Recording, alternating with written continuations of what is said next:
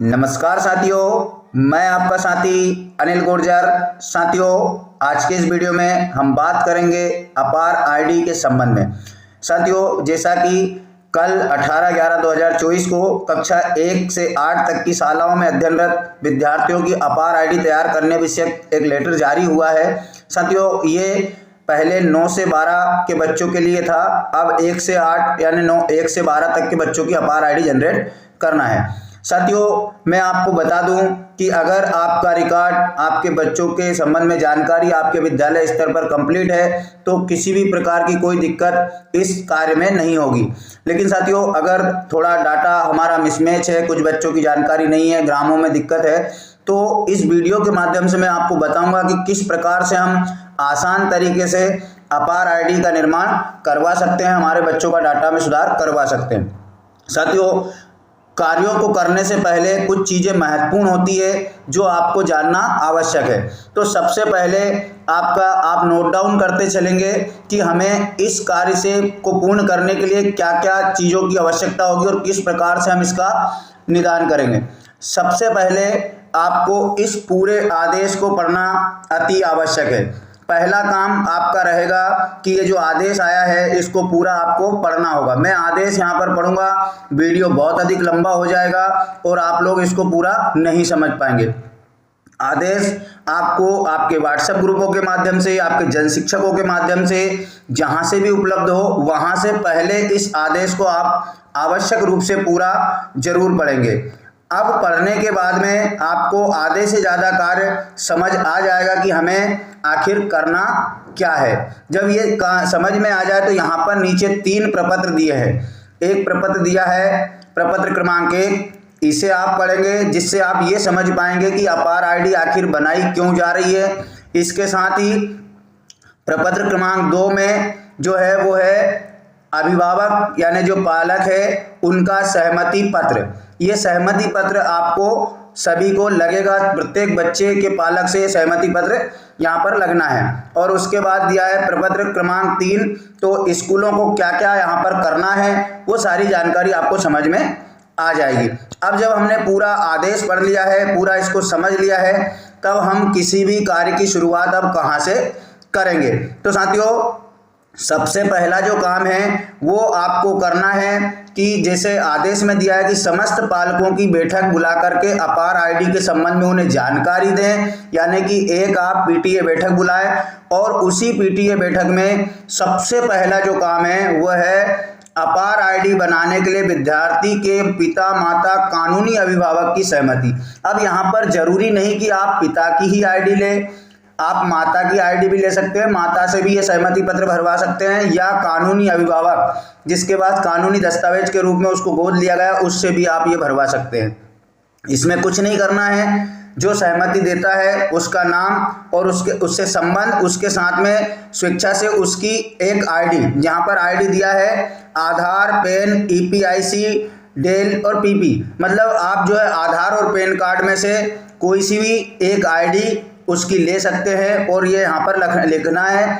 साथियों, ध्यान रहे यह प्रत्येक अभिभावक का जो प्रपत्र है वो विद्यालय स्तर पर रहे और गोपनीय रहे। आदेश में लिखा है कि यह गोपनीय जानकारी है।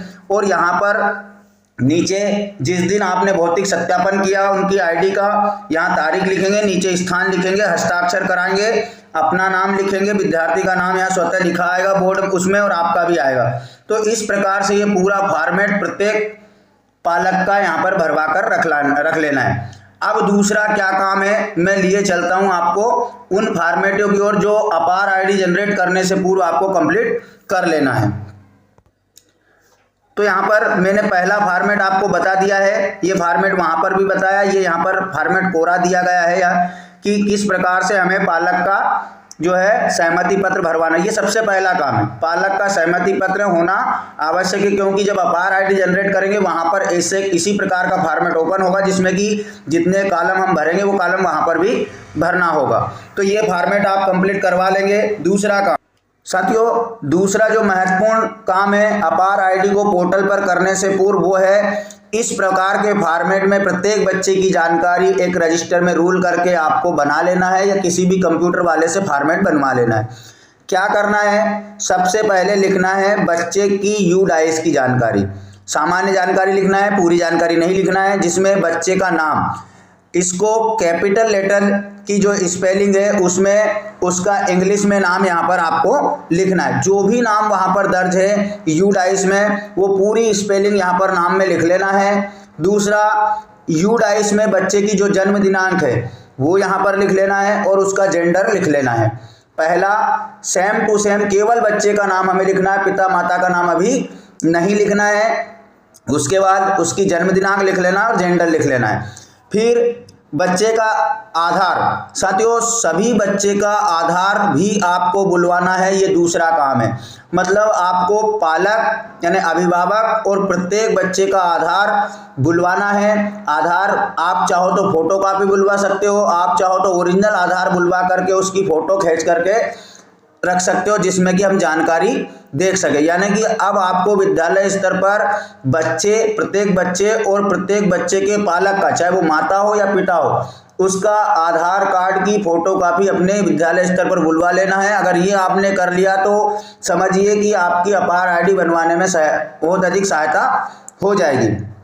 अब साथियों यहाँ पर कुछ प्रश्न ऐसे हैं जिनका जवाब देना मुश्किल है कि बच्चे का आधार नहीं है, पिता का आधार नहीं है, तो पिता का आधार की जगह और भी आइडिया हैं। बच्चे का आधार नहीं है तो अपार आईडी जनरेट नहीं होगी। अब साथियों दूसरा, बच्चे की आधार की जानकारी हमें लिखना है।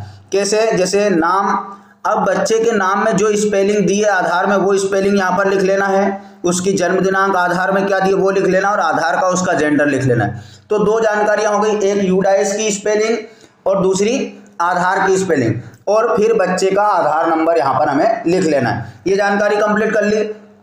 अब पिता का नाम, माता का नाम और पिता या माता की आईडी, जिसका भी आप अपार आईडी में चढ़ाएंगे वो आईडी यहाँ पर लिख लेंगे, चाहे वो आधार हो या पेन नंबर हो या अन्य आईडी जो भी दे रहा है पिता या पालक, उसकी आईडी लिख लेंगे। अब इसमें आपको जब पूरा फॉर्मेट यहाँ पर कंप्लीट हो जाएगा तो आपको 3 प्रकार के बच्चे देखने को मिलेंगे। कैसे 3 प्रकार के बच्चे? ऐसे बच्चे जिनका कि आधार और यूडाइस में सारी जानकारी सेम है। बहुत सारे शिक्षकों ने पूर्व से ही जानकारी सही दर्ज की है, अपने यूडाइस को स्वयं भरा है, तो ज़्यादा दिक्कतें नहीं आएंगी। ऐसे बच्चे अधिक मिलेंगे जिनका कि आधार में और यूडाइस में जानकारी सेम है। तो समझिए वो फर्स्ट कैटेगरी के बच्चे रहेंगे जिनकी कि अपार आईडी आपको बिना किसी मेहनत के तत्काल जनरेट हो जाएगी। दूसरे बच्चे, हमारे दर्ज रिकॉर्ड में बच्चे की जानकारी बिल्कुल सही है, उसके जन्म प्रमाण के आधार पर बिल्कुल जानकारी एक्यूरेट है, लेकिन बच्चे की जानकारी आधार में गलत है। तो क्या होगा? उसका हमारे पास सलूशन नहीं है। उसको आपको आधार अपडेट करवाने के लिए पालक से निवेदन करना होगा, या आप भी ऐसे बच्चों को एक साथ ले जा करके एक दिन में सारे बच्चों का काम करवा सकते हैं, और जो भी उसकी व्यय राशि हो वो पालक से संपर्क करके आपको करना होगा। तो दूसरी कैटेगरी वो आएगी जिसमें बच्चे के आधार गलत हैं, तो उनको एक दिन एकत्रित करके इस फॉर्मेट से पूरी जानकारी आपके पास निकल कर आ जाएगी। तो दूसरी कैटेगरी ये हो गई कि आधार में गलत है, हमारे रिकॉर्ड में बच्चे की जानकारी सही है।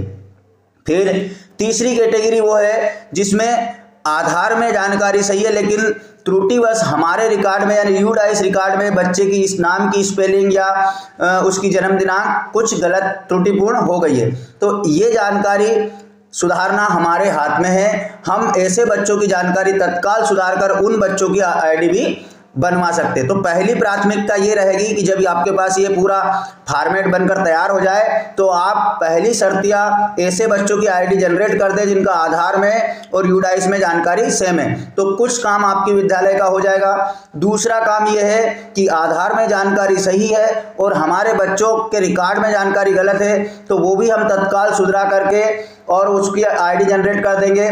तीसरा जो बचेगा वो ऐसे बच्चे रहेंगे जिनके आधार में जानकारी गलत है, तो उनके लिए थोड़ा सा समय लगेगा।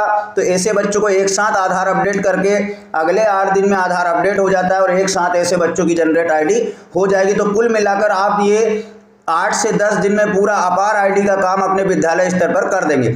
अब एक फॉर्मेट ये है कि वो कौन सा फॉर्मेट है जिससे कि हम हमारे विद्यालय स्तर पर बच्चों के नाम, जन्म दिनांक आदि में त्रुटि है तो उसमें सुधार करवाएंगे। तो वो हम देख लेते हैं साथियों।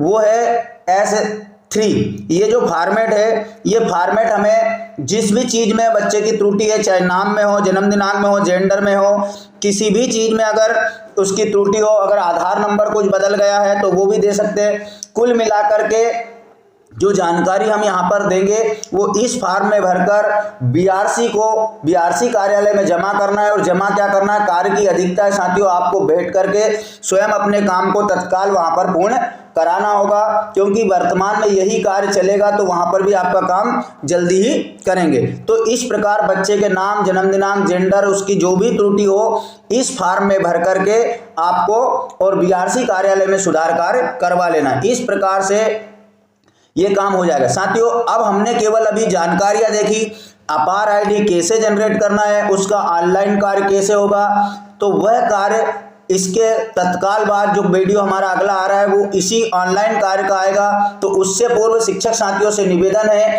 कि आप लोग जिन शिक्षक साथियों ने अभी तक मेरे चैनल को सब्सक्राइब नहीं किया या जो पहली बार मेरा वीडियो देख रहे हैं वो तत्काल मेरे चैनल को सब्सक्राइब कर ले, ताकि अपार आईडी के संबंध में जितने भी वीडियो रहेंगे जो कि आपको कार्य को कराने में सहयोग प्रदान करेंगे ऑनलाइन तरीके से अपार आईडी जनरेट करने में, तो वो चैनल सब्सक्राइब कर ले। तो साथियों आशा है आपको जानकारी समझ आई होगी। तो प्लीज़ अगर वीडियो अच्छा लगा हो तो वीडियो को लाइक जरूर करें, कमेंट्स बॉक्स में लिखें। तो धन्यवाद साथियों, मिलते हैं इसी प्रकार की नई जानकारी के साथ अगले वीडियो में। तब तक के लिए जय हिंद।